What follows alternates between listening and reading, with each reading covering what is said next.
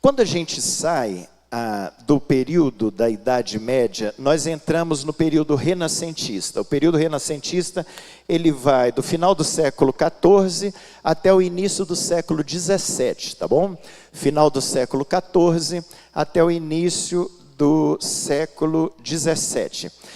Nós vamos encontrar no período renascentista um período de grandes descobertas. É o período quando o Brasil foi descoberto, é o período quando os Estados Unidos da América foram descobertos, e por aí vai. Então é um período de grandes descobertas. E o que acontece de muito forte nesse período, e trazendo para o culto e trazendo para a música, é a Reforma Protestante. Tá? A Reforma Protestante. Então, se antes nós vamos encontrar uma igreja católica, onde o culto era pregado em latim, cantado em latim, só pelos padres, as pessoas eram obrigadas a irem nesse culto, né? E todas as questões de indulgências e tudo mais. Agora nós entramos num período que é o período da Reforma Protestante. Aí o que acontece? O culto volta a ser prescrito como a palavra de Deus nos manda. Então, o povo volta a adorar na sua língua. O povo volta a cantar congregacionalmente na sua língua. E aí nós vamos encontrar grandes compositores nesse período da Reforma Protestante. Então, a gente tem uma mudança radical em termos de culto, em termos de hinologia, em termos de liturgia, em termos de culto. Tá? De adoração e louvor nesse período que nós entramos, que é o período da Reforma Protestante. Se antes a música sacra ela era cantada em uníssono, agora nós vamos ter uma música polifônica. Tá ok? Uma música polifônica, uma música cantada em mais de uma voz. Então os compositores, a gente vai encontrar a polifonia coral. Então o coral já começa agora, nesse período renascentista. Então nós vamos encontrar nas igrejas os corais, principalmente na Alemanha, os corais alemães, tá, com muita força nesse período renascentista. E a música sendo cantada em 2, 3, 4 vozes. Uma polifonia coral, pelo menos 4 vozes numa polifonia coral. Então a música entra com uma força muito grande. A hinologia entra com uma força muito grande. E isso vai ser abençoador para a igreja. Isso vai ser abençoador para os adoradores. E isso nos traz um retorno daquilo que nós vimos ontem no Velho Testamento. O povo cantando, o povo louvando, o povo compondo. Então nós encontramos agora, no período renascentista, essa centralidade novamente de Deus no culto e a música com muita força. Tá ok? A igreja, os corais alemães, né, desenvolvidos pela igreja protestante, isso toma uma força muito grande. Mas aí a gente já vê na Inglaterra, a gente já vê na França, a gente já vê na Alemanha, a música, o culto, dentro desta reforma protestante, e trazendo esse vigor novamente, e esse princípio bíblico do teocentrismo, esse princípio bíblico do cristocentrismo. Vamos lembrar, queridos, de duas coisas. Primeiro, cada mudança dessa não é fácil. Porque a gente olha para a história e muitas vezes a gente romantiza a história. A história não é romântica, é de muita luta. É de muita luta. Para acontecer isso no período renascentista, nós sabemos de todas as consequências que aconteceram para esses reformadores protestantes. Então, é de muita luta. E vamos lembrar também que não só a música, nós estamos falando especificamente da música, porque nós estamos tratando de hinologia, mas não só a música, a arte em geral vai tendo uma mudança em cada período. Então, por exemplo, a gente vê a arquitetura no período da Idade Média, sendo mudada no período renascentista, sendo mudada no período barroco, sendo mudada no período clássico e assim por diante. Isso acontece com a arquitetura, isso acontece com a música, isso acontece com a literatura, isso acontece com as artes visuais, isso acontece com a dança. Então a arte de modo geral, tem uma mudança muito grande em relação a cada um desses períodos. Nós vamos focar na música, vamos focar no culto, porque a nossa intenção aqui é trabalhar a liturgia, não é? Mas esse período renascentista é um período muito forte. Nós temos no nosso inário, anotem aí, as melodias do período renascentista. O hino 279 é um hino do período renascentista. O hino 278 e o hino 155, né, que não podia ficar de fora. Oi? Eu pensei que alguém tinha perguntado. Então, a gente vê essas melodias aí do período renascentista. O hino 299, que é o Fortalece a Tua Igreja, é um texto do período renascentista. Tá? Não a melodia dele, mas o texto é do período renascentista, o hino 299 e o hino 248 também. Eu só estou citando alguns, tá? Eu não estou citando todos desse período, tá? Depois, se vocês quiserem olhar no inário, todos eles vêm com a data de composição, tudo direitinho, para você saber em que época, em que período que esse hino foi composto, tá? Eu estou citando só alguns. Então, o que acontece? A música agora, ela é composta na língua pátria. Então o povo passa a cantar na sua língua, E os instrumentos musicais, nós olhamos para os instrumentos musicais e nós vamos ver uma crescente nesses instrumentos musicais. Vamos lembrar que na Idade Média, a música, o canto-chão, o canto gregoriano, era cantado a capela, sem acompanhamento algum, e quando era acompanhado pelo órgão.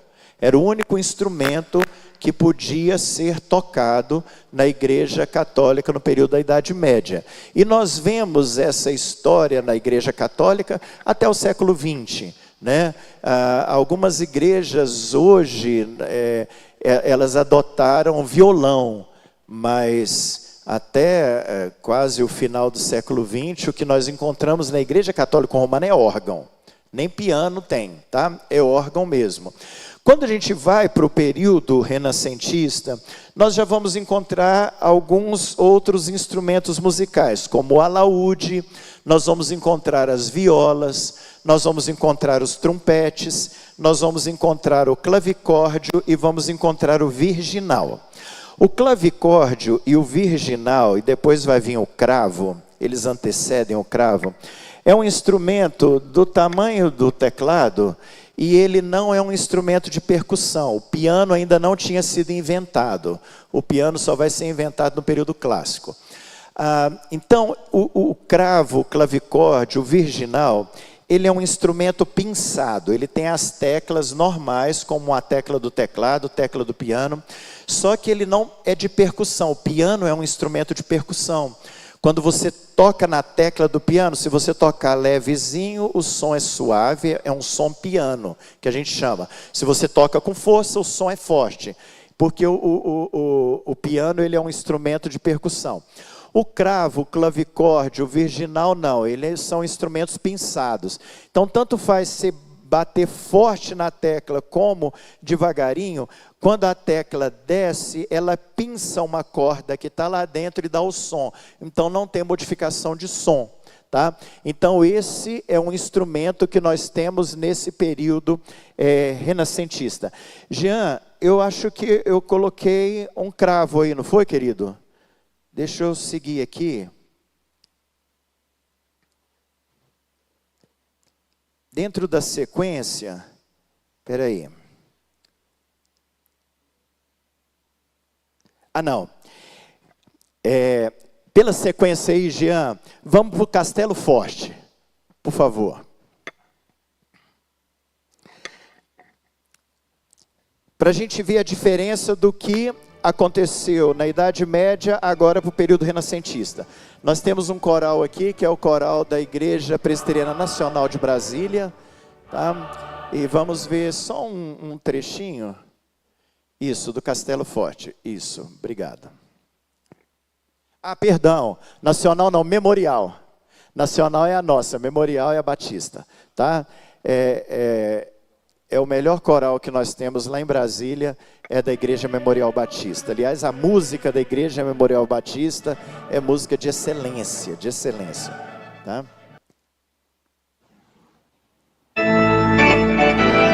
Nós vamos ter um acompanhamento de órgão, nós vamos ter um acompanhamento de piano, tá? E principalmente nesse introito, aonde o coral está entrando, tá?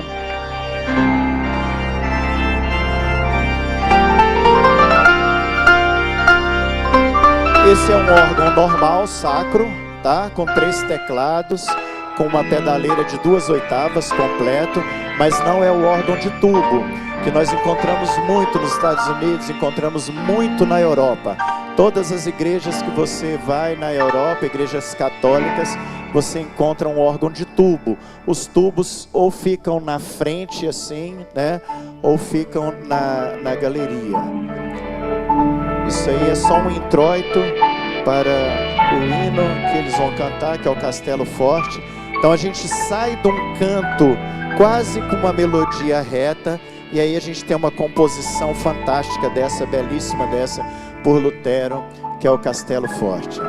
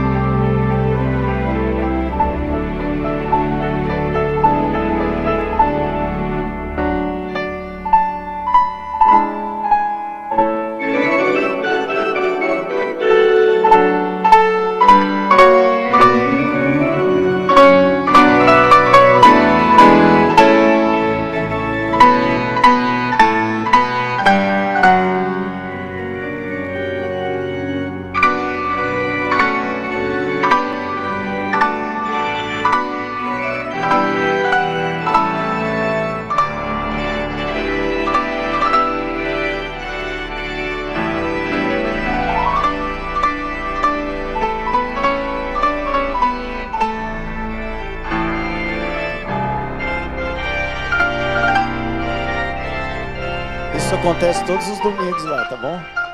Tá, esse introito, essa entrada e essa coisa toda.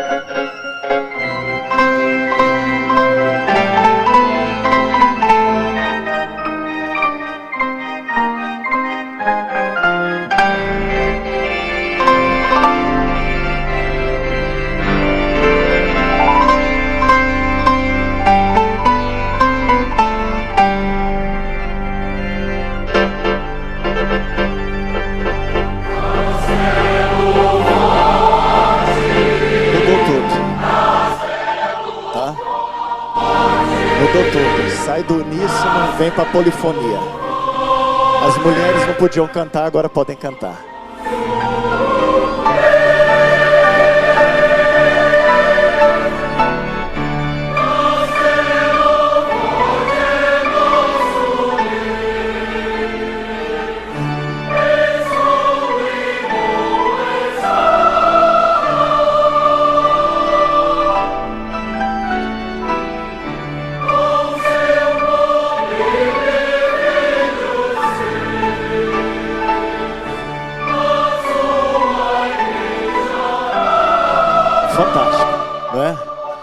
Então, uma mudança muito grande no culto, uma mudança muito grande na enologia, uma mudança muito grande na música, e isso é abençoador. Portanto, o povo volta a cantar, as mulheres voltam a cantar, a música sai de um uníssono, ela passa para uma polifonia, e numa polifonia coral, ela sendo cantada por sopranos, contraltos, tenores e baixos. Tá? Isso de uma forma muito enriquecedora.